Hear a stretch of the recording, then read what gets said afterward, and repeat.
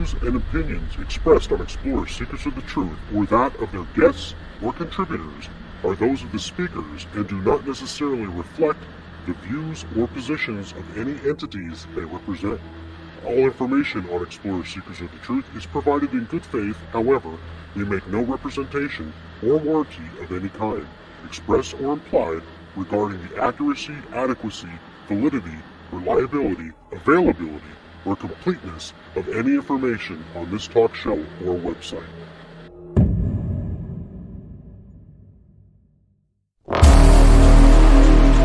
From monsters and ghosts to otherworldly beings, join the explorers as they venture into the darkest realms, seeking the truth to what goes bump in the night.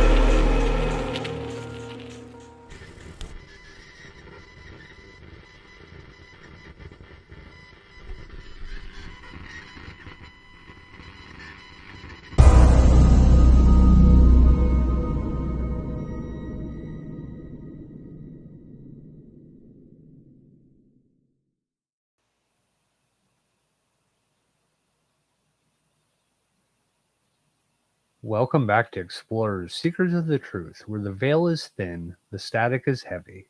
I am Chad, your skeptical researcher, with a love for dusty archives. And I'm Les, the resident guy who wants to believe, no matter how unbelievable the evidence may be.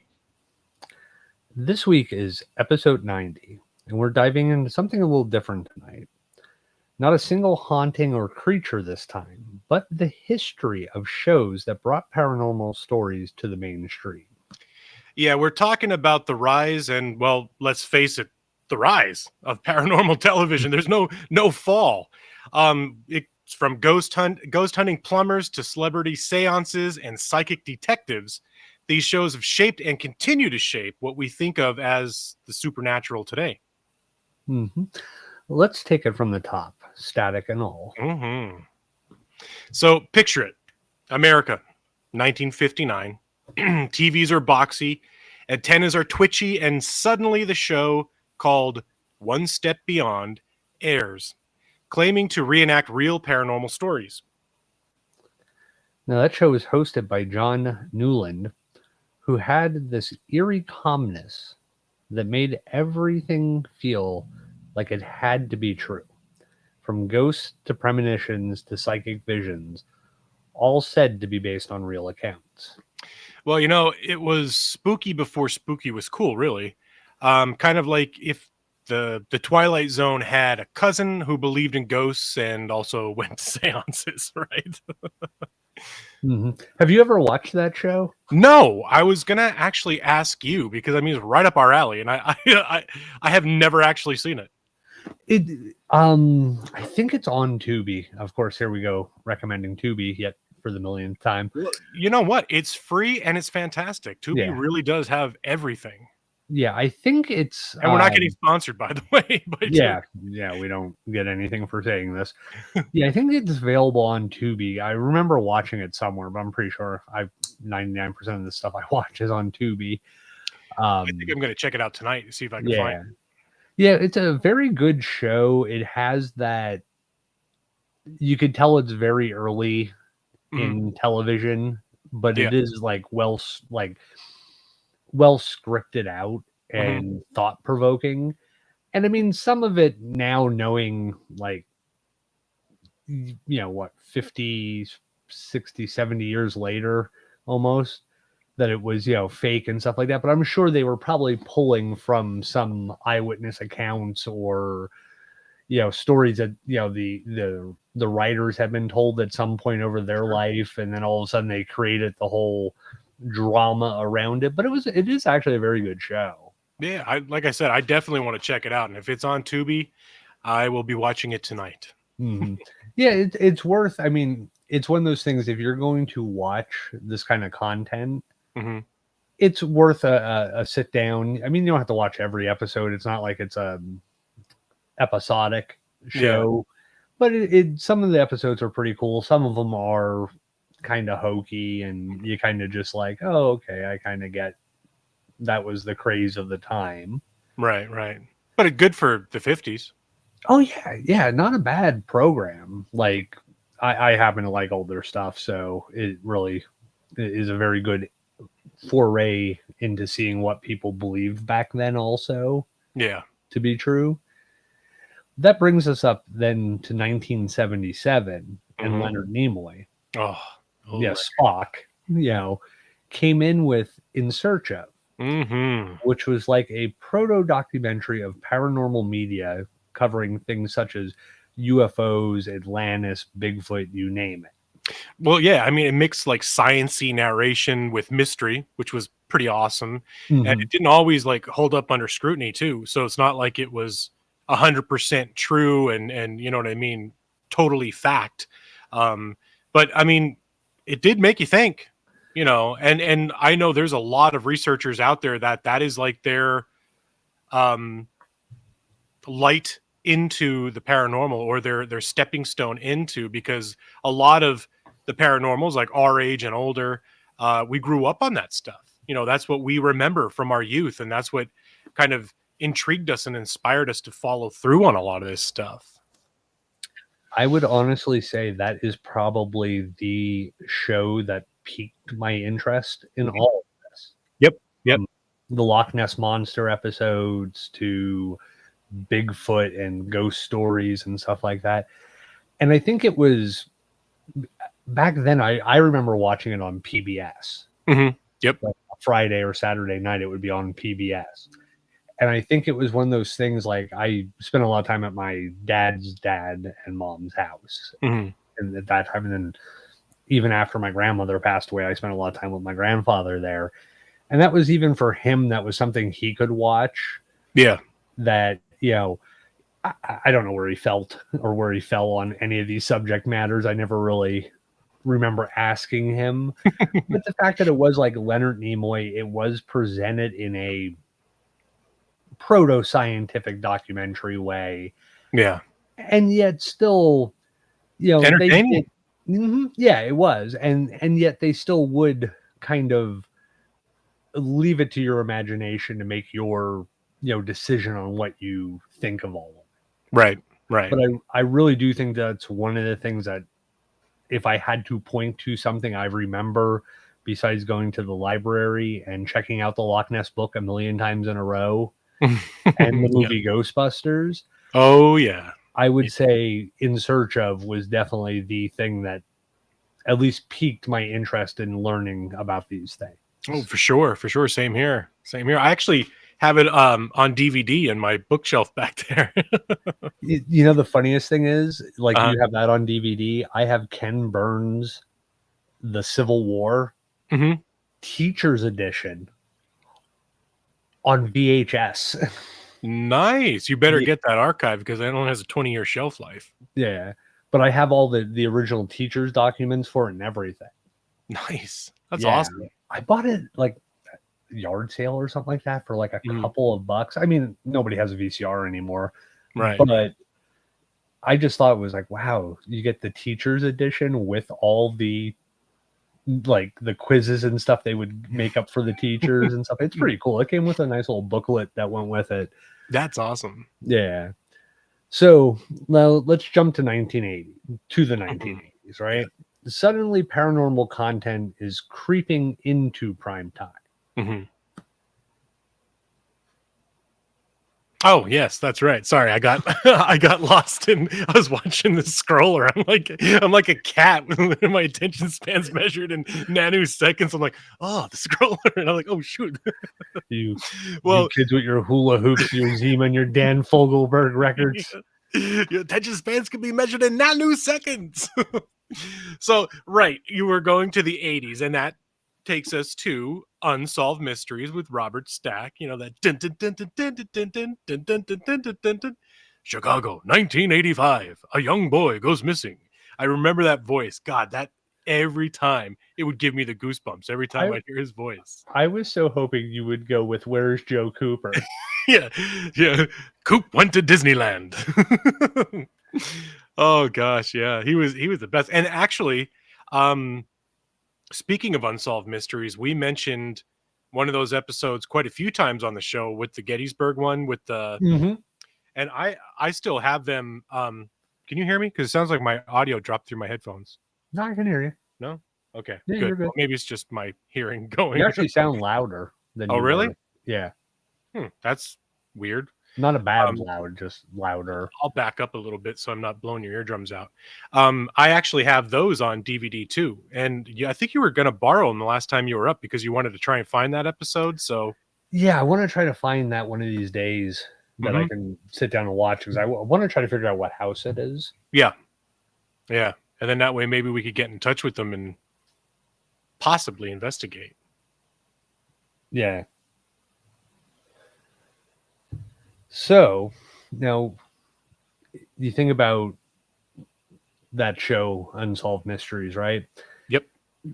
The show blurred the lines between a true crime and the unexplained, covering, like the UFOs, the haunted houses, spontaneous combustion. I love that episode. That scared the crap out of me. Well, yeah, especially as a kid. Well, first of all, Unsolved Mysteries as a kid Was terrifying. terrified me. Yeah. Because it did cover so many weird, things, and no topic was too fringe for it. Yep. Because like you'd go from like, this UFO report in, Iowa to this man robbed the bank and then killed 17 people on the way out the door and is still on the loose. And then this person exploded while sitting in their own home. Yep. I loved it. Yeah. Well, and people still talk about the haunted Queen Mary episode. Remember that one? Yep. The guest described footsteps, full body apparitions, icy touches, and I think Stack said that that ship actually gave him chills, which was interesting. Yeah. And unlike the scripted drama, these stories came from real people. Yeah. Interviews, reenactments. And it just had enough realism to make you leave the lights on, which, like I said, as a kid, I was terrified. And my mom loved this show. And I think she knew it was terrifying for me. So we'd watch it and she'd be like, okay, go to bed. Oh, yeah. Good night, honey. But like, pleasant dreams. If you think about like all those interviews and like they would do the interview and they'd have the narration or voiceover of the person doing the interview as they were showing the reenactments and all that. Yeah. And then they had Robert Stack like just do those like bit narration through it. And every time you hear his voice, it's like now as an adult, you're like, oh my God, that's so iconic. Yeah. And I instantly go back to why did that man induce instant fear into the entire Gen X population? It's true. That was one of my absolute favorites, and the DVDs that I have is only the ghost or like the paranormal. Oh, okay. It's not the normal like we were talking about, like a bank robber or something like that. Yeah. This is the haunted Unsolved Mysteries. So the one I remember on Gettysburg, and I swear it was just on like Gettysburg or just haunted like battlefieldy type stuff. Yep. Because I think it was the same episode was the one, remember, where the story about when the people went down in the elevator and it went past the floor they were supposed to go on and it opened up into the basement and they saw at the university scene. Yeah. I think it was the same episode. I want to say it was, or that might have come later. And I mean, now we've seen that scene reenacted in several different shows. Still great story. Yeah, especially when you know which building it is. And, you may or may not have ridden that elevator at night. That's true. Actually, you said Gettysburg University, right? Gettysburg College. Yeah. College, that's it. Yeah, it's Gettysburg College. Well, there's a ton of stories related to that too, but we'll save that for another. Yeah, the Blue Boy and all that kind of stuff. Yeah, tons. But so let's jump from the 80s to the 90s. And this is where the reality TV really kind of begins dabbling in the supernatural. I mean, you had Sightings, which I totally forgot about Sightings. That was one of my favorites. Was that on Fox? I think it was. I know it was on one of the main channels. Okay. Or maybe it was on USA. I can't remember, but I do remember it being like kind of like unsolved mysteries. In Search of. It was kind of like a culmination of all of them, and then there's another one that branched out in the 2000s, which I don't know if we had noted, but I'll bring it up when we get there. But yeah, go ahead. Yeah, it had like a Newsroom of the Weird type vibe to it, right? Yeah. Like UFO abductions, psychic kids, crop circles. It was all on, all on the table. And the host was, I want to say, Tim White, which gave it like this serious tone and made it sound legit. Yes. Yeah. I love that. I when I was looking through the notes and I saw you put that in there, I'm like, oh my God, how did I forget about Sightings? That was the best. And I think that came out in 1992. Yeah. Let me, as we're talking about, I want to see if that was a Fox show or not. Yeah. Sure. But it did inspire spinoffs and like special reports like Encounters, The Hidden Truth, and Real Life Paranormal Investigators. That's when they started getting airtime, like actual investigators, not just actors or people playing a part of a story or you know what I'm talking about, like a real life event or story. Yeah, it was a Fox show. It had because Linda Moulton Howe used to contribute to it, and she was big in the Art Bell and Sightings. I think that was one of her credits they always list was Sightings. Now, also worth noting for all of us Gen Xers out there is the X-Files, which premiered in 1993. Yes, it is fictional, but the cultural impact was massive, and suddenly you had the paranormal, had the FBI agents involved. Yeah, well, yeah, because you had Mulder who believed, Scully who doubted. We all got caught in the middle. And well, since you mentioned X-Files, actually, let's not forget about, and this will go back to the 70s, which in some way was the inspiration for the X-Files. It was that paranormal show that featured Darren McGavin. He was the dad from A Christmas Story. Do you know what show I'm talking about? Yeah, of course. I was actually just watching it last night, in fact. Oh, were you? Oh, that's awesome. I put it on last night because I was like, oh man, I love this show too. It was the show we're talking about is Kolchak the Night Stalker. That's it. And it aired from like 73 or 74 to 75.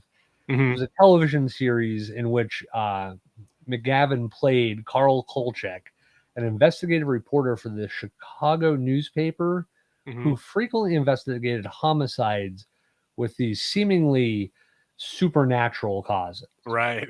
That's awesome. His cases involve various supernatural creatures, forces such as vampires, werewolves, and ghosts. The one I watched last night was, it was a Hindu, like almost like a Bigfooty thing, but when you looked at it, you saw something you'd want to see, and it would come up and like hug you and like shred your skin off you. Oh my God. I don't remember that one. It's been a long time since I've seen any of those. Well, here's the greatest part about it, right? It's 1973. The neighborhood where this is happening is a Jewish neighborhood in Chicago with it's mostly old people left in the neighborhood. And of course, there's an Indian man who opens a restaurant in that part of town. Okay. Well, of course, now Indian culture and a certain group of naughty Germans have a similar affinity for a insignia. Okay. Yep. So, of course, this was a 1973, 1974 television show, right? So these people were supposed to be in like their 60s and 70s, which means they would have lived through World War II. Right. So all over by this restaurant is the Indian swastikas just drawn on everything, like painted on walls in the guy's house. Like they're just all over the place. And the people, of course, being of Jewish descent, they were like, oh, he's a Nazi. And Kolchak was like, how many Indian Nazis do you know of? Like, but this is 1970s, like on regular television. That wasn't cable. That wasn't, a pay-per-view or a movie. That was regular television where they just like threw it in there, and then they kind of explain, you know, like they have that moment of clarity where he's sitting there explaining the sign to, I think it was his editor or whatever from the paper, his boss. Yeah. And he's explaining the similarities and how they, you know, But I mean, it was pretty like on the nose. Like nowadays, God, I don't think you could do that on regular television. Hell no. Yeah, that's the sad part, man, is everything gets over scrutinized these days. But I think that show only really lasted one season though, and it gained like a cult following, and it was definitely considered an influence on later shows, like we said, like the X-Files. Yeah, I don't think it was a long running show. No. Good show, like I said, a very like hokey in some elements because it is the 1970s, but it was definitely like a, you know, it's like I always say, it's like every cop show, you know, Miami Vice, they shoot 4 people every episode. Yeah. Do you know how long you'd be suspended for shooting 4 people? Even if it's 100% justified, you're not going back to work the next day. This show, every story, like, to me, they should have done an episode where it's like, Kolchak covers the local CYO basketball game. Like, you, not every, like, I mean, I know it's the point of the show was to have these creatures introduced every week, but it's like, how many times can you be that close or suspected in a murder at some points? Yeah. Where people don't just go, can we fire this guy? Because everything weird seems to happen when he shows up. Right. You know, but I mean, tongue in cheek there. So before we go any further, do you remember your normal spiel? Oh, yeah. Gosh, we didn't even do that. No, we haven't done it. Yeah. Make sure we throw it in. Oh, did my light just turn off behind me? They're coming for you, Leslie. You know, I was wondering how long it was going to last before that light died. Well, yeah. great. Okay. What am I doing? I'm doing the spiel. All right. Yeah. You can find us live every other Tuesday, typically, depending, on Facebook or YouTube. We are on X, aka Twitter, at Explorers Group. You can find us on our website at explorersgroup.com. You can listen to us on any of your favorite podcast providers out there. Just search Explorers Seekers of the Truth. And all we ask in return is follow on Facebook, like and subscribe on YouTube. Actually, I didn't even go into the chat yet to see if anybody Alicia says hi and Cindy says hi, y'all. Sorry guys, I didn't have the chat open. I didn't see you guys commenting. So yeah, you could comment live during the show, as Alicia and Cindy have done tonight. And we encourage that because it kind of builds us up in the algorithms and whatnot. And when you're listening to us via podcast, all we ask is while you're there, give us a 5-star review to help boost us and help make us more searchable. I think that's it. That was a very sloppy how to find us. I was thrown off there. I forgot how to do it. Wasn't too bad. Oh, thanks, buddy. So, do we want to take a little break from the episodic generational talk here and discuss the elephant in the room, or do we want to hold that elephant? Yeah, you know, I almost kind of wish I had a breaking news brief, you know, something like that. So go ahead. Yeah, because I think it is worth talking about. Okay. So, as a lot of you guys know, they've been touring with Annabelle. And of course, touring with Annabelle, you know, New Orleans, they had the 10 escaped prisoners, they had the mansion that caught fire, and of course everybody ties it into, oh, Annabelle, you know, is here, and all of a sudden these weird events starts happening, right? So this past weekend was Gettysburg Bike Week. Well, of course, it's also the tattoo festival or convention there, which I've never actually gotten to go to because it's usually just been, you know, going to different bike stuff and, you know, looking at bikes. So I never actually get to go to the tattoo convention, but it's in the same area. Well, of course, this time around, they brought Annabelle to town. Right. And, I had said, basically, we discussed it like people are giving something power or causation to this thing, Mm-hmm. that these events are normal. These things happen. Yes, timing wise is odd, but they do happen. So Right. I said, let's pay attention to Gettysburg, Yep. You have. because now you have an event where people are very Drunk. exposed. Yeah. You're on a motorcycle, you're very exposed. So Yeah. these people are coming to see Annabelle. They claim to only have done 1,200 people, over 1,200 people. Yeah. I don't believe them. I think they did more than that. They just put that out as public record so they don't have to admit to how many people they actually sold tickets to. Mm-hmm. But that's neither here nor there, and good for them if they did. Yeah. There are always accidents Mm-hmm. at Bike Week. Right. Every year we go, there are always accidents. Gettysburg gets a ton of freak thunderstorms. Yes. I have video somewhere on one of my phones of York and Stratton Street. The intersection there was by the place we stayed when we did the Haldeman and the orphanage that weekend. Mm-hmm. Yep. Mm-hmm. That's the intersection of York and Stratton. I have video of that thing flooding out from a random thunderstorm that there was no weather alert, nothing. Freak thunderstorm happens. Right. They happen all the time there. I've been out with my nephews there and ended up soaking wet because they're not calling for rain. They're not calling for rain. We go to take a ghost tour. It starts pouring when we're about 500 yards from the car. So these things happen. They're normal events. Like, right.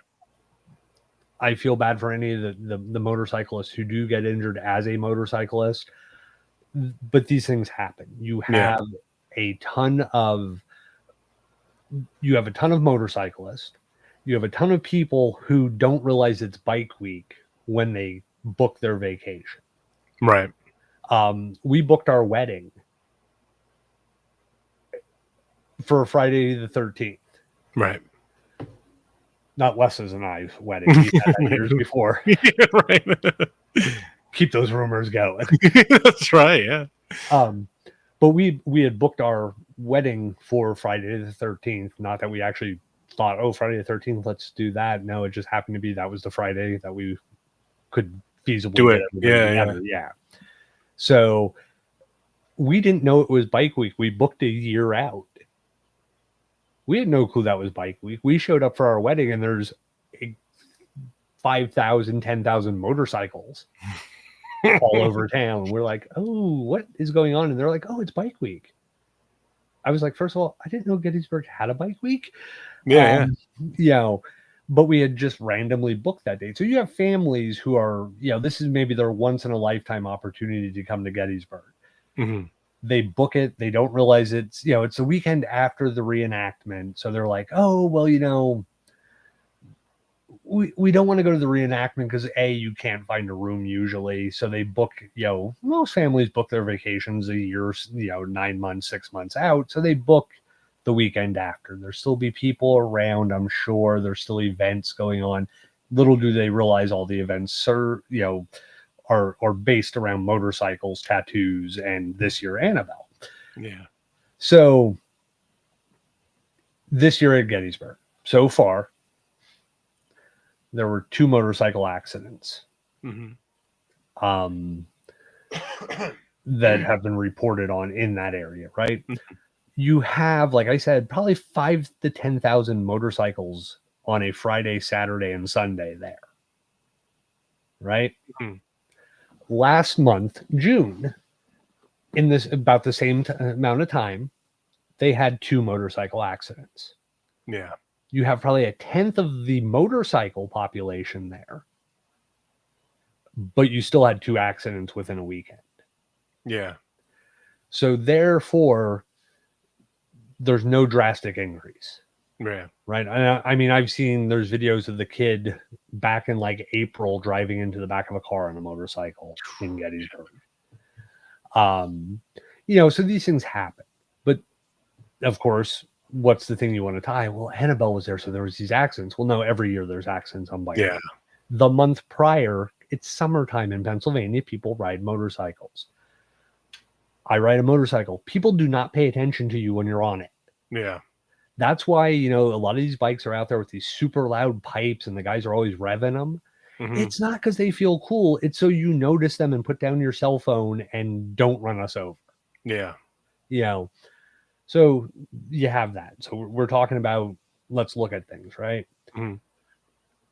It did rain Saturday. It did or did not? It did. Okay.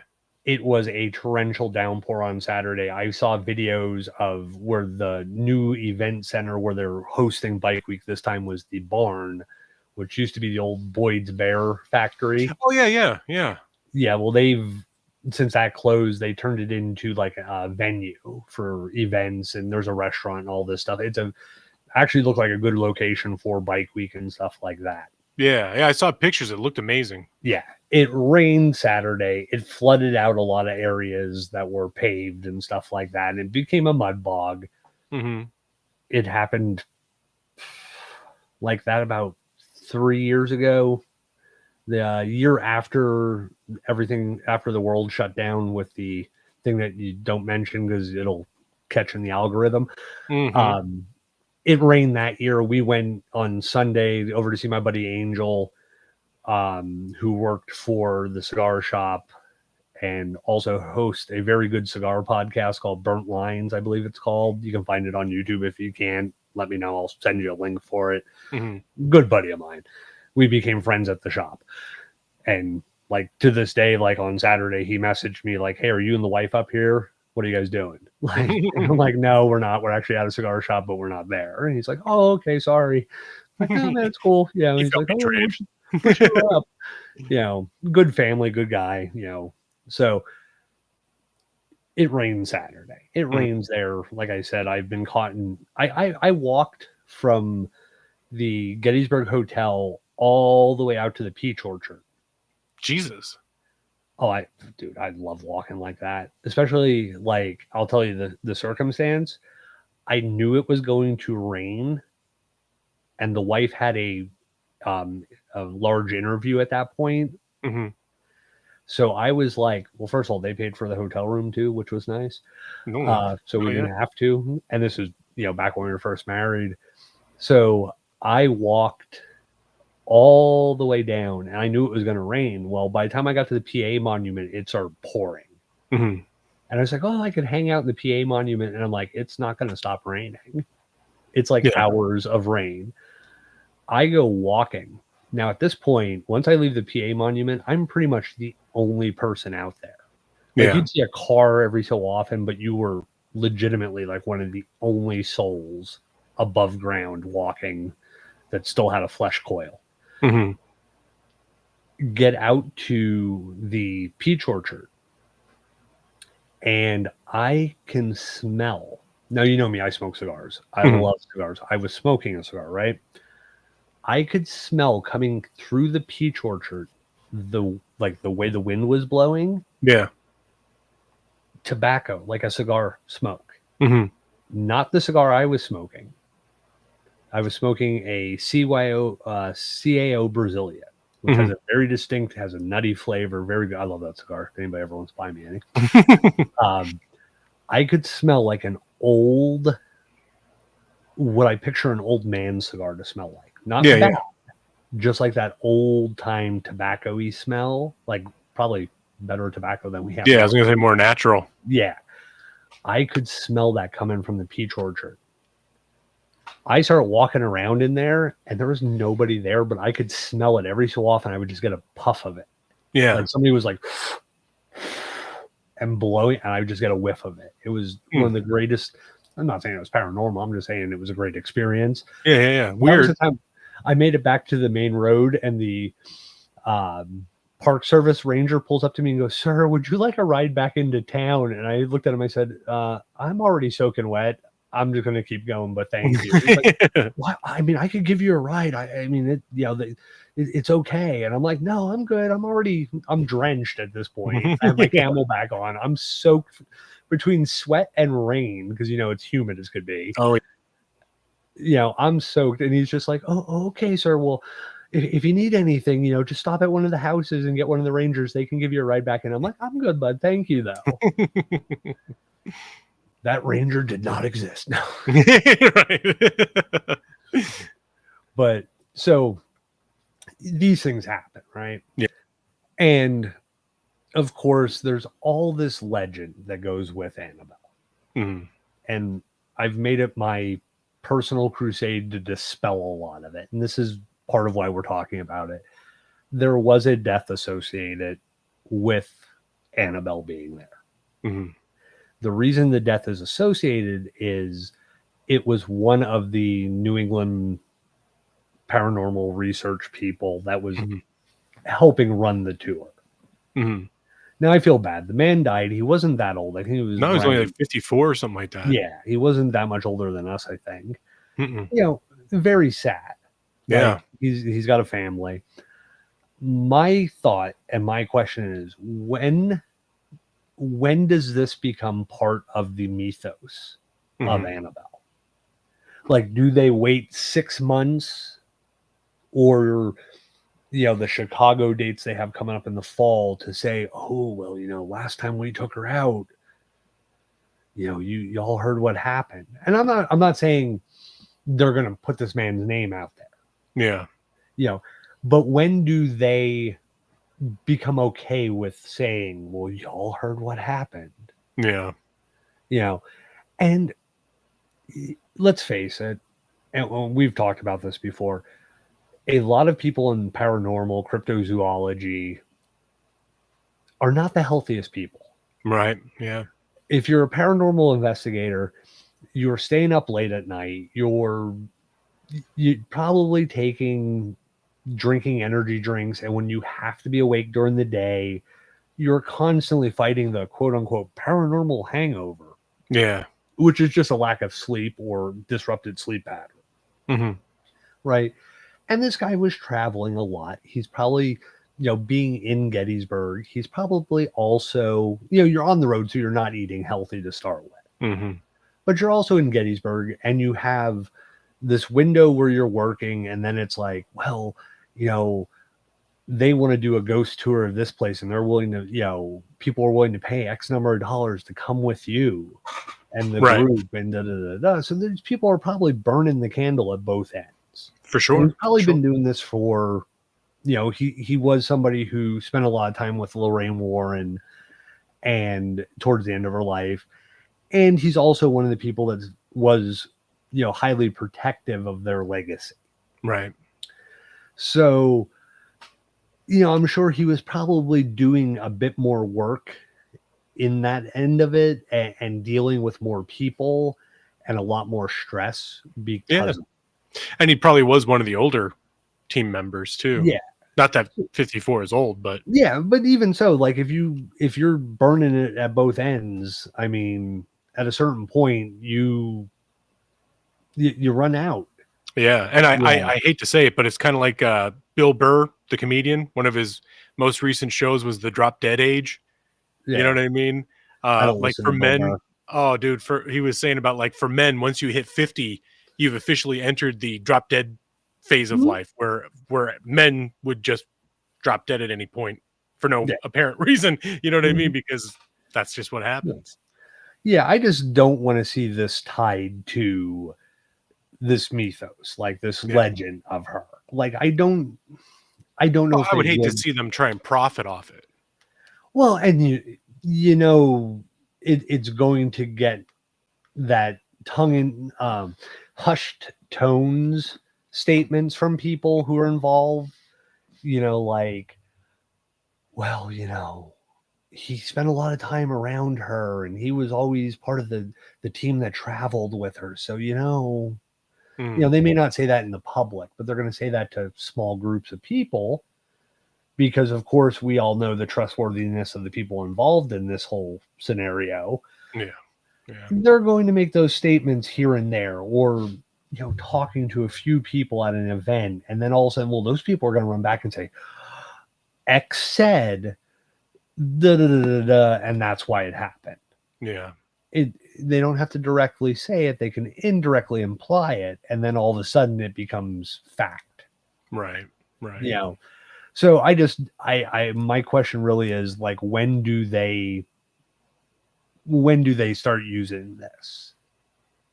Because I don't doubt, I mean, it may take a year or two when the people involved have kind of settled out and stuff like that, Yeah. Yeah. where then they, I think within a few months, it's going to be well, when she was in New Orleans, this happened. And when she went to Gettysburg, y'all heard what happened. Yeah. Yeah. They don't have to say it. They can just use the, well, Imply. y'all know. Yeah. But I don't know. It is very unfortunate and very sad because he was clearly very well loved. I mean, there was an outpour of people, with their condolences and stuff like that. And I feel bad for his family and friends and everything. But kind of to your point, I really hope they don't exploit this poor guy and try and, make something more out of it. Yeah, that's my hope with it, is like, he was a member of your team. Don't talk about it. Yeah, respect him and just let it go. Don't use it as the side little conversation to get things, happening or get bookings and stuff like that, because none of the things have any direct correlation to her. Like I said to you, I sent you those videos over the weekend. Mm-hmm. It's funny when they bring her in Friday, right? The entire box is covered in that black tarp. Mm-hmm. By the time they were rolling her in Sunday, it's like 2/3, and enough of the glass is shown so you can see her arm and stuff like that. Mm-hmm. It just, and of course, like, and I know they even did the stupid, and I didn't call the people out for it because I don't want to be disrespectful, because it's not a paranormal related thing, but of course they did the Annabelle escaped and she was caught and in Gettysburg safely. No dolls or people were harmed. Now, I bet they feel like asses now. Yeah. Going back and revisiting that post on Facebook, they probably don't feel so great about the way they did it. But of course, it's part of the sales pitch. Right. They said, well, when she was in New Orleans, she got loose and she ended up in Chicago. And, so I just think, again, these are things they're going to try to add to the mythos, but there was no increase in accidents. I don't think anybody that saw her were tied in either of these accidents. One of them, I believe, happened Friday. Yeah. Honestly, people who don't ride motorcycles, who drive cars, please just pay attention. Yeah. And all in all, and if you are not feeling well, if you feel off, coming from me, my wife will laugh at this because I'm probably the worst one for this. If you are not feeling well, you're feeling off, you feel like something's not right, please go see a doctor. Yeah. Go get checked out. Like, especially, if you're burning it at both ends doing research, or even if you're staying up later than you're supposed to doing podcast and then having to get up for work in the morning, take care of yourself. Don't just go and go and go and go. If you're not feeling right, get checked out. Like, that's true. Even if it's at a Med Express type place, and we're not sponsored by any of these places, emergent care or whatever. Urgent care, yeah. Urgent care. Yeah, if you're in some area and you're not feeling well, stop there, get checked out. Like, the worst thing is everybody always says, well, I can't afford it. It doesn't matter. Being alive is more important than being able to pay a bill. Because, here's the thing. If you don't pay your bill, they're just going to send you stuff saying you need to pay your bill. Yeah, that's right. Like, at a certain point, you're still alive, though. Like, all that matters in the long run. So I like I said, I just don't want to see this being exploited, and I will call out when they start doing it. I will call them out publicly for doing it, because it is not something you do. No, it's shitty. So let's get now back to the regular scheduled program. That's right. Yeah. The 2000s, the ghost boom and equipment porn is what I like to consider, right? Let's welcome us to the ghost tech era. Ghost Hunters premiered in 2004 and changed the game. Yeah. Well, Jason and Grant, just two plumbers from Rhode Island, suddenly a team and gadgets and a ton of haunted locations, just kind of out of the blue. I thought those two plumbers from Brooklyn, two brothers, Mario and Luigi. yeah. Form a video game. Yeah. Now, of course, they made the EMF detector, digital recorders, thermal cams part of pop culture. And they actually tried to debunk claims, which was refreshing. Yeah. Though 90% of the shows of theirs I've ever watched, if they took 3 seconds and realized there's people on the floor above them and they're hearing stuff above them, it may be those people. But they would, of course, it's paradrama. Yeah. So they have to, oh my God, what was that? It was the 4 students of yours, or whatever they were calling them, that were upstairs filming their little section. Well, they're walking on beams. I've said this before on this show. I know I have. Go back, find it somewhere. They're walking on beams. The beams cross over other beams. Those beams cross over where you are, and you hear the vibration. They did do a bit of debunking it. Like, once people started pointing out, like, your other crew was right in that section above you, and the building's only so big. Yeah. Well, I mean, still some evidence did kind of stand out. I mean, like the St. Augustine Lighthouse episode, with the shadow figure moving on the stairs. I mean, that was a good one. But one thing I will say about Ghost Hunters, when they first came out, I was immediately hooked on Ghost Hunters. I loved the show, but I'm sure you noticed too, like after a while, because I remember distinctly with Ghost Hunters, they never freaking caught anything for like the first few seasons. Like, there was jack shit, and then I think people started complaining about that, because they're like, oh my God, you're in all these places and you never get anything. And then another show came out that we'll talk about later, and then all of a sudden like Ghost Hunters started catching more. And there was this EVP, there was that shadow, or there was, this moved, and then they started getting called out by past crew members and cast members that they were faking stuff. Remember that? What was it? Amy Bruni or whatever was calling them out, saying that they legitimately faked half the stuff, and they had to sign some kind of a NDA or something like that, saying that they can't talk about it, which they ended up talking about it. I don't like her. No, I don't either. But I mean, no. Do you remember the story? Refresh my memory.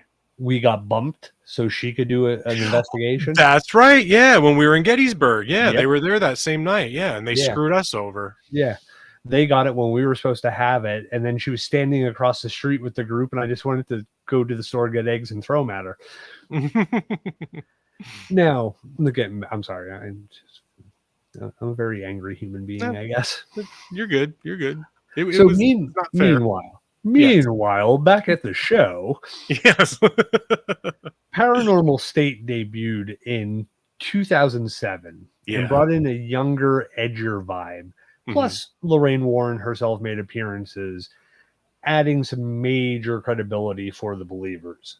Yes, and another psychic that we've talked about on the show before, Mr. Chip Coffey. That show didn't shy away from heavy stuff, demons, exorcisms, spiritual warfare, and all that stuff. Because I think I would definitely say that they really came in to, like I said before, they came in heavy with that stuff. And I think a little overkill in a lot of senses, especially with the use of the psychic to try and back it up.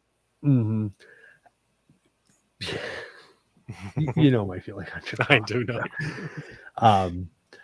Yeah, to me, it was basically you have two older guys on one show who had a couple of people that were helping out that were quote unquote the looks of the show. Yeah.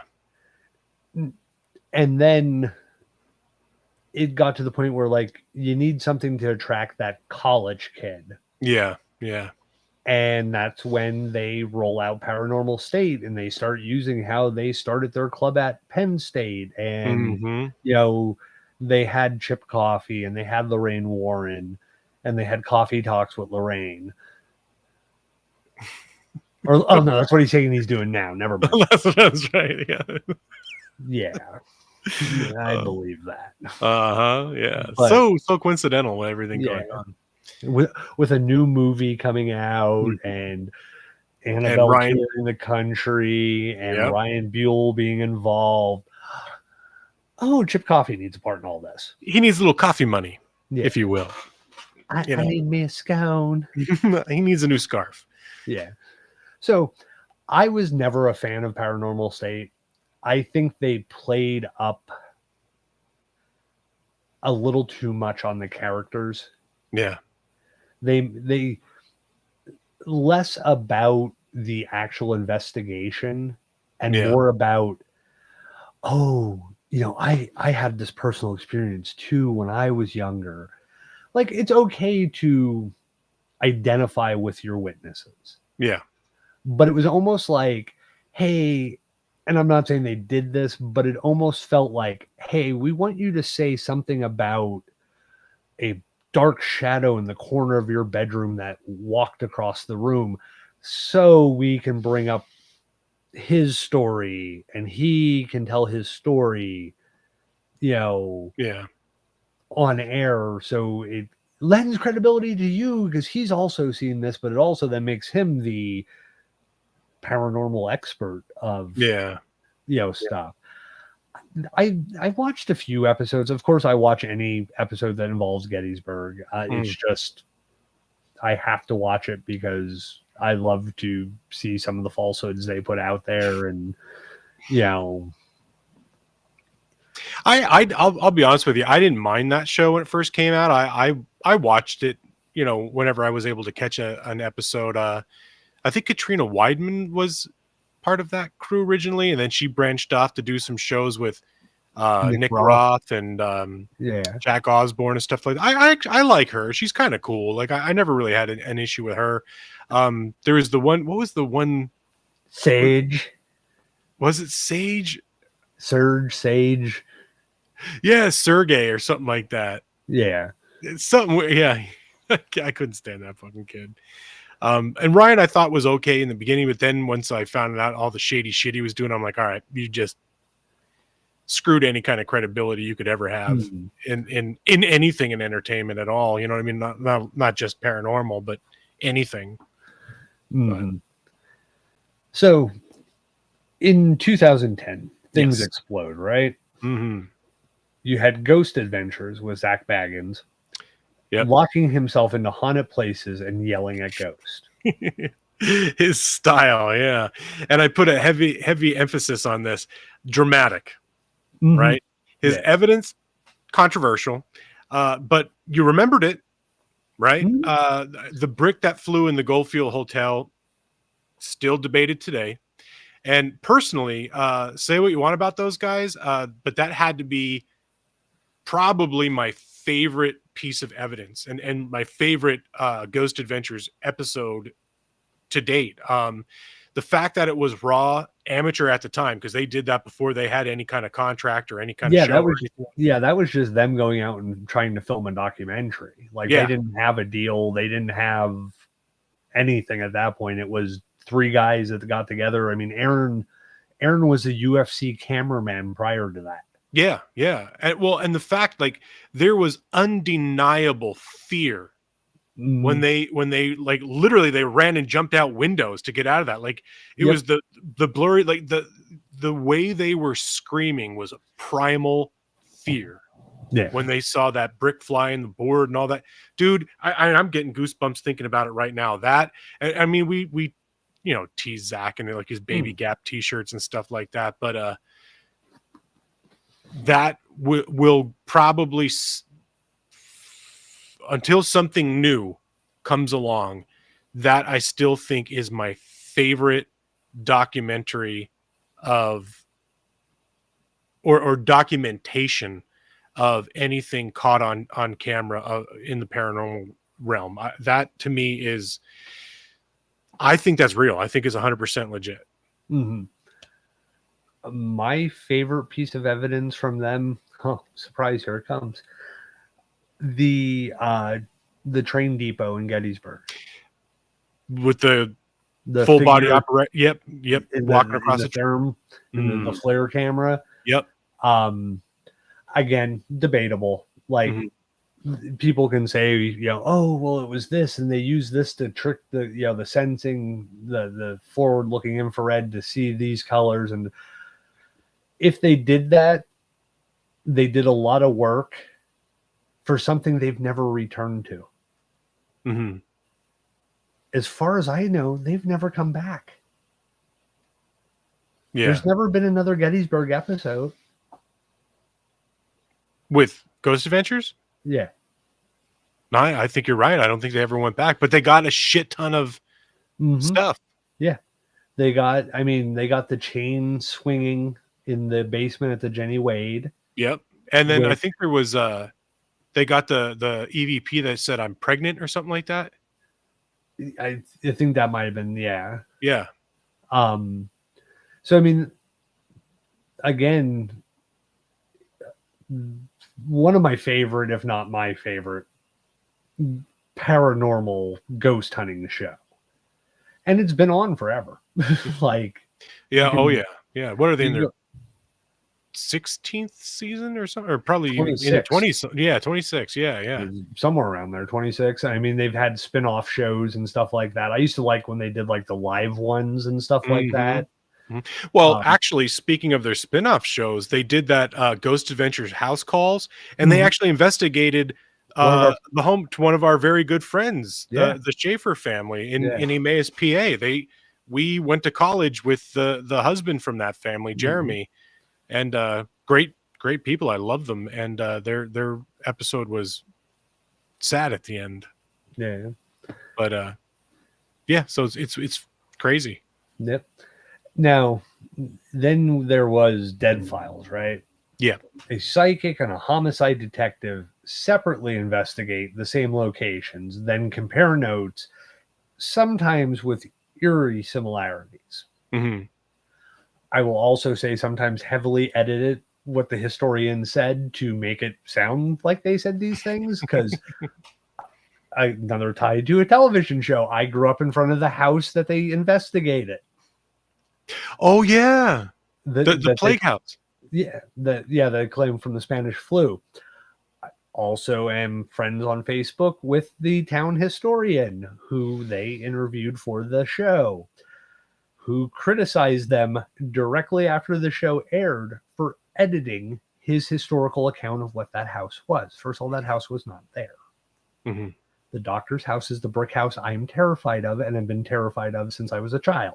That's the house I used to have the dream where I don't want to say Grandpa Munster, was it? No, that was our house. That was the house that we lived in front of it. I still had to go back to that. one of our friends from football and a girl who was on the track team, I believe she was a year ahead of us or 2 years ahead of us. We all grew up in that neighborhood. Yeah. And the Masonic Lodge was right next to the brick house, up a little bit from the, like, sat up higher, and then the brick house, which was the doctor's house and his office. We used to play tag around that area. And I'd always have this nightmare where I would be chasing the two of them around the side of the house going to the back. And there was a chimney about midway back the house, and I'd get to that chimney, and all of a sudden they would come running towards me. Something was chasing them. Never saw what was chasing them, but also I could not move in the street. Mm. Like I froze as they ran by me, but I never saw what was chasing them. Oh, God. So that show was heavily edited. Also, I don't necessarily buy the two of them weren't given detail. Yeah. Like, oh yeah, they turned the pictures around and all that. Her husband was the one who was turning the pictures around. I'm sure there was a production meeting that said, Steve, yeah, there was a thing that happened there back in the 50s. And then they go with Amy, and it's back in the 50s, a lot of weird things happened in this area. I don't buy that she's psychic. Yeah. I don't buy it. She could be like, she legitimately could be. I'm not the end all be all judge of it. I don't buy it. Yeah. I think she plays on the ability to pull information out of things. Mm-hmm. Also, if you turn all the pictures on the wall backwards and then there's a missing picture, I can assume somebody died. Yeah. I'm going to assume, depending on the things I see around the house, if it's an old person or a young person. Because you're going to walk into one bedroom, if it was a child, that looks like it's been sealed up. Yeah. Because it has been, because mom and dad can't go in there. If it was grandma or grandpa, you're going to find a room where it's half lived in. Yeah. So you can turn around and then, no, your grandfather's still here. He wants you to know he's all right. Look at me. I'm just being a skeptic. You're being a psychic. I believe the next thing we'll talk about is a famous musician with Zach on episodes. Oh my God. That's true. And we're talking about Post Malone, and he joined Zach for an episode, and later claimed that he had months of bad luck, and he blamed it on the haunted artifacts because they were in Zach's haunted museum, touching and investigating some of his haunted collection. Mm-hmm. You are psychic. You are. I am. It's almost like I put that in there. Now they did. I mean, they've had a lot of famous guests on that show. Yeah. Oh yeah. Yeah. I mean, I understand a lot of these people are friends of Zach's or friends of Aaron's or friends, tied to their circle of people. Yeah. Yeah. But I'm sure if they were faking stuff, when these people were on the show, I'm sure sooner or later those people would slip up and let the cat out of the bag. Oh yeah, yeah. So I think one of the most recent episodes he had Jonathan Davis with him. I think it wasn't the Houdini or no, it was the Poltergeist house. Yeah, that's it. No, Yeah. No. Jonathan, I don't think Jonathan Davis was in that one. It was shoot. I don't know, maybe it was. I don't know. I have to go back and check. Yeah, it was recent though. He was on, Yeah. which is funny because Korn I think has a newer album out or is touring again or something. Yeah, I think they are starting to play again. Meanwhile, in the UK, Most Haunted went all in with the seances, the dramatic reactions. It leaned towards the theatrical, but it had a dedicated following. Yeah. And on a more lighthearted note or a more comical note, did you see the SNL skit they did? And they're poking fun at that show. They had Hugh Laurie who played House. Yeah. In that medical show House, and he farted and they kept trying to play it off that it was like paranormal every time someone commented. Oh my God. Yeah. Actually, I have a link for it here. Let me. Can you bring it up? I don't know if I could bring it up, but I'll post it in the comments for everybody if you guys want to check it out after our show. Hopefully did that go through? No. Oh, it's freezing up on me. Oh, there it goes. It went through. Okay. So yeah, you guys, you have to check it out. It is freaking hysterical. Yeah, I don't know if I could share. I could probably share my screen, but I can't get the audio for it, and that would totally ruin it. Okay. So.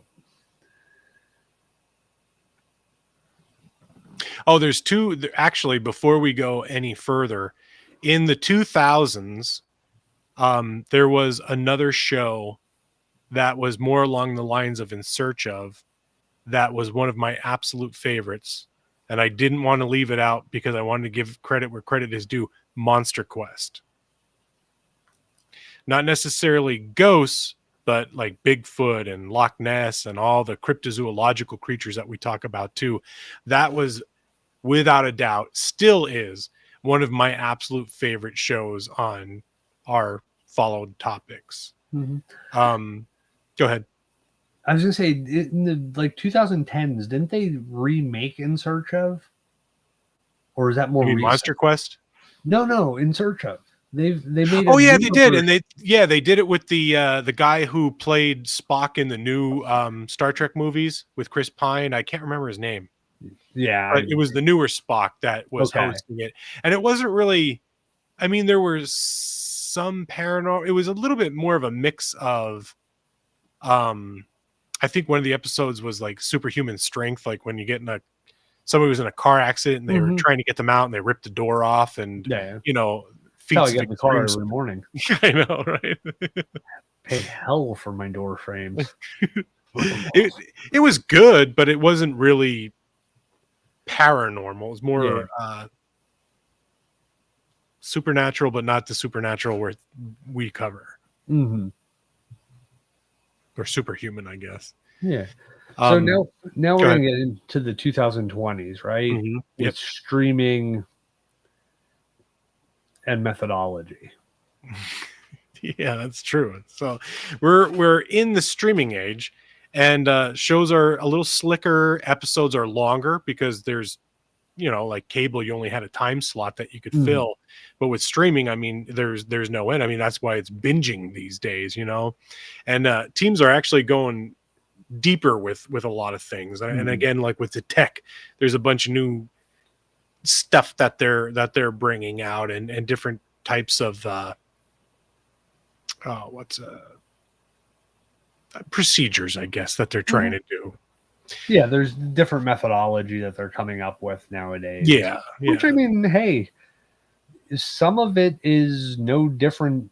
It is no different than the things that Harry Price and Hans Holzer and the Warrens were trying to do, except for now technology allows you to just do certain things a little bit differently. Oh, yeah. I mean, absolutely. Although there is one thing, and we talked about it in our is paranormal tech getting too high tech episode. I don't even know if that's a proper title, but it was a paranormal tech episode that we did a couple of years ago. That SLS camera, that thing. I anytime people are like, oh my God, the SLS, I'm like, will you please just get rid of that goddamn thing once and for all? Because it's not a freaking ghost that it's showing. It is just the processor inside that unit, because it was what is the Wii Connect or something like that is what they actually are. And it was the Wii or the Xbox.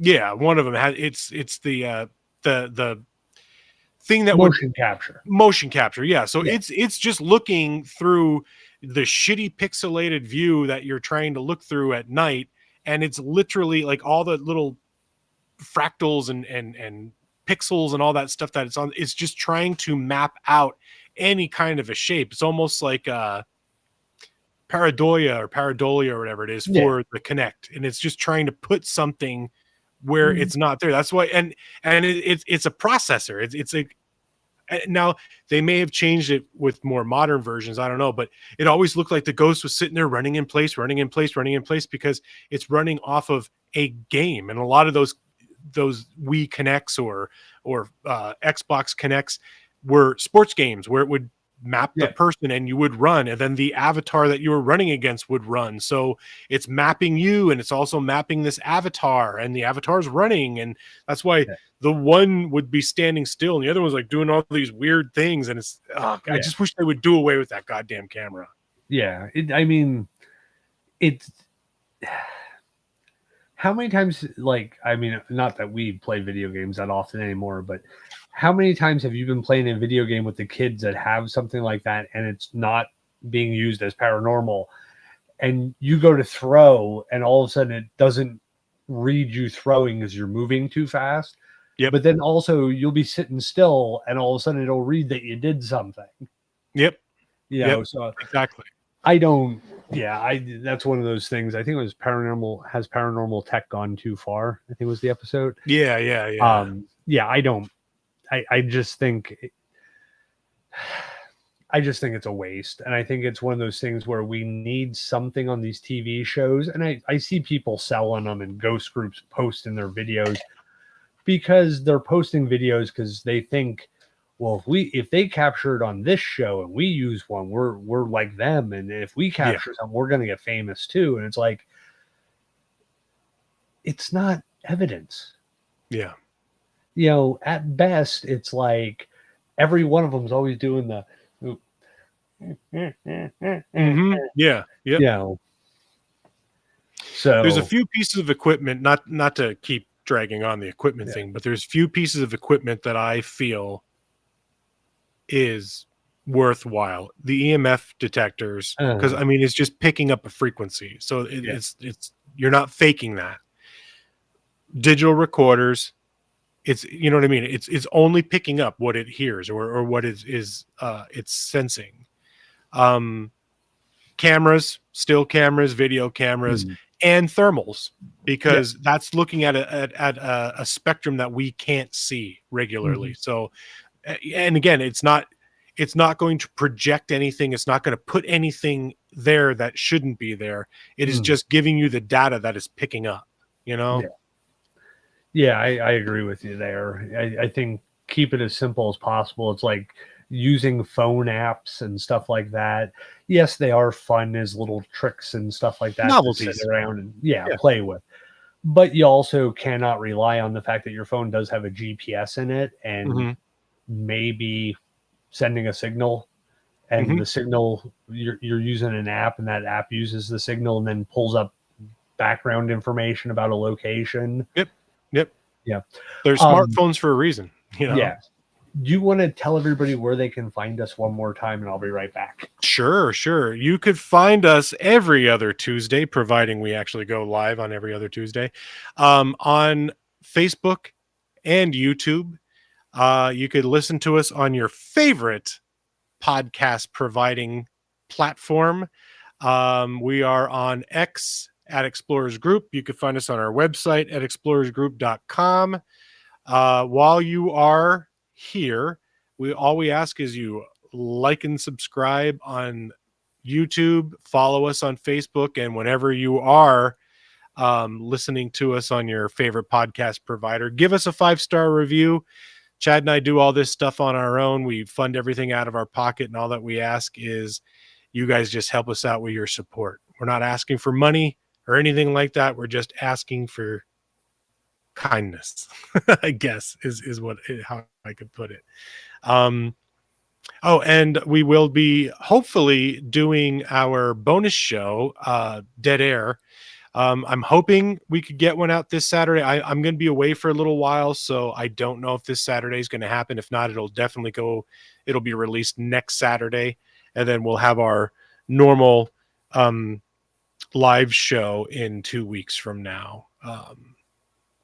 So yeah, there is that. And Cindy, you have a very good point when you say, what if they do research about a place ahead of time to use that info as a way to convince people they are feeling or getting a message from someone on the other side to be convincing in terms of psychics? Yes, I agree with you completely. And that's kind of what Chad had alluded to when we were talking about that, is I would definitely say they did their homework, and that's how they have all this information when they show up at a location.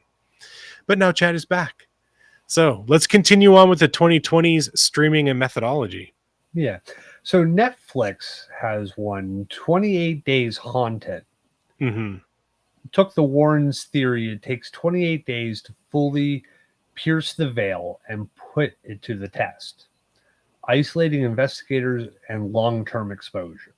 Yeah. Yeah. And some of the Estes method sessions, where one person hears raw ghost box audio and then the other one asks questions, kind of gets scarily synced up. Felt like real-time conversations with something otherworldly. Now you also had Heller. I loved that one. Yeah, and that was it was a deep dive YouTube documentary series that became a cult hit. Mm-hmm. It followed the trail of goblins, synchronicities, and high strangeness in the Kentucky backwoods. Yeah, I think you turned me on to that one. Yeah. Yeah, It was I loved oh god. They've disappeared from my mind. The husband and wife. Yeah, she was like a witch or a Wiccan or something like that, and he was kind of a small-time filmmaker.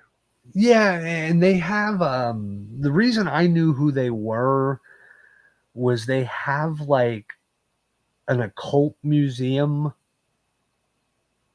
like a traveling occult museum. That's where they were like how they got like in that was kind of like their foray into like paranormal stuff. They were on, I want to say I first heard of them on like Mysterious Universe, which is a good show if you're ever looking for a weekend podcast to listen to. It's a pretty good one, except for when we're on. We're better.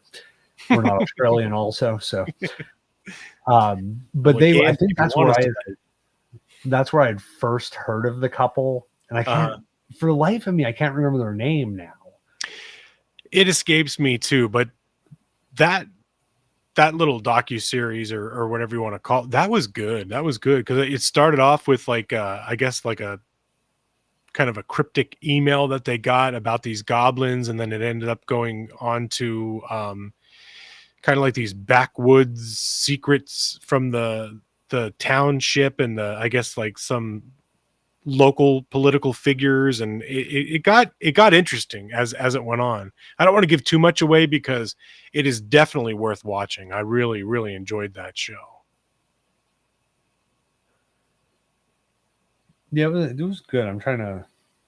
It's driving me nuts what their names were. Yeah, look that up and see, just give them some credit because, like I said, it was a real good one. I actually watched that one probably 2 or 3 times over the years just because it was that good. For like a YouTube show. Mm-hmm. Yeah, and it was weird because it started out as like an email that they had gotten years prior. Yeah, like from a doctor or something like that. And it was a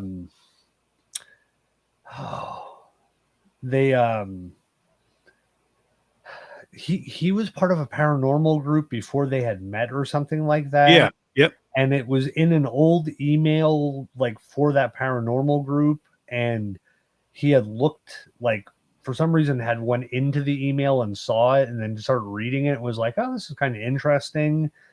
And then I think he responded and the person responded back to him again or something. Yeah. And they had a little bit of a cat and mouse game going on there for a while. And then when he actually got down into the area where this doctor or whatever he was lived, then all of a sudden the trail went cold. He wasn't responding anymore. But I think did they find the house?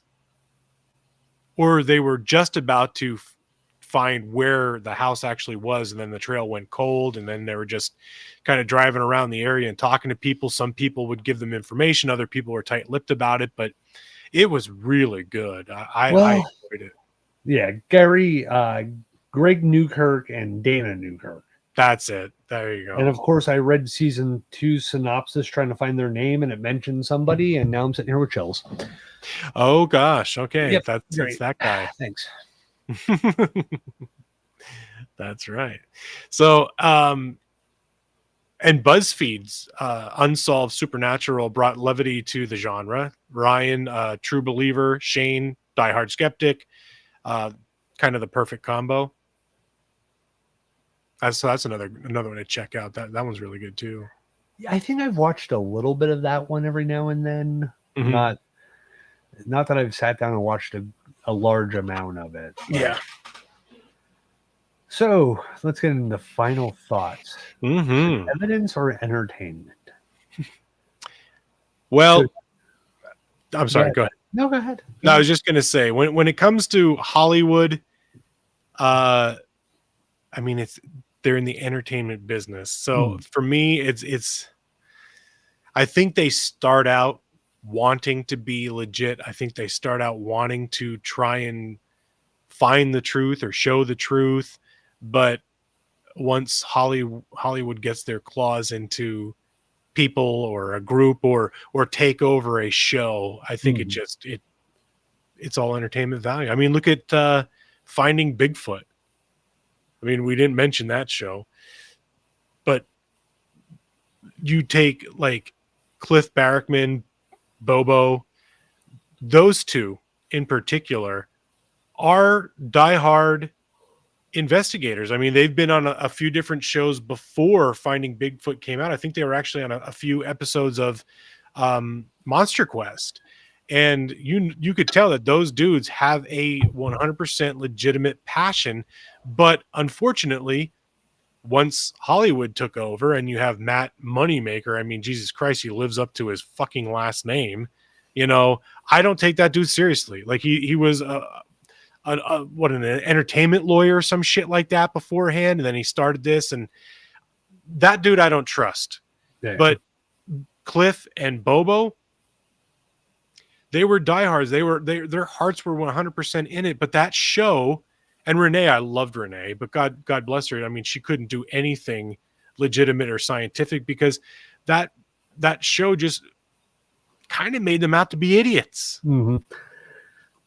Well, And that's what I mean. I like the show. It was entertaining because I like the fact that they did actually find some hot spots, like legitimate locations where activity was, commonplace. But I just think the fact that the way they produced it and edited it, it made them and Bigfoot believers out to be idiots. That's all. That's the best I could put it. So that's Bigfoot, not paranormal, but okay. Yeah. But let's keep going here before you go on. start throwing stuff at Finding Bigfoot people. So here we are, episode 90, deep into the Explorers Seekers of the Truth. Yes. And when we're not chasing ghosts ourselves, we chase the people who chase ghosts. Yes, that's true.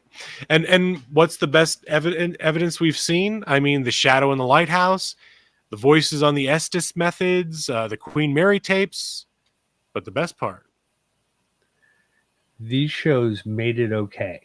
Yes. To talk about your weird experiences. Mm-hmm. They gave us a language for the unexplained. Yeah, that's right. So, I mean, whether you're a believer, whether you're a skeptic, or just, in it for the entertainment, Paranormal TV did open the door and let the spirits in. No pun intended. Yeah, certain people would believe that is actually true, that you watch those shows and these things happen. Mm-hmm. Again, like Les was saying a bit ago, I think a lot of these people started out with the most pure, best of intentions, wanting to find answers. They did get to the point, though, where it's like, I'm making money doing this, so therefore I have to be entertaining. Yeah, and you don't want to bite the hand that feeds. Mm-hmm. And if you look at it, like, every show has steadily gotten more into the good-looking person.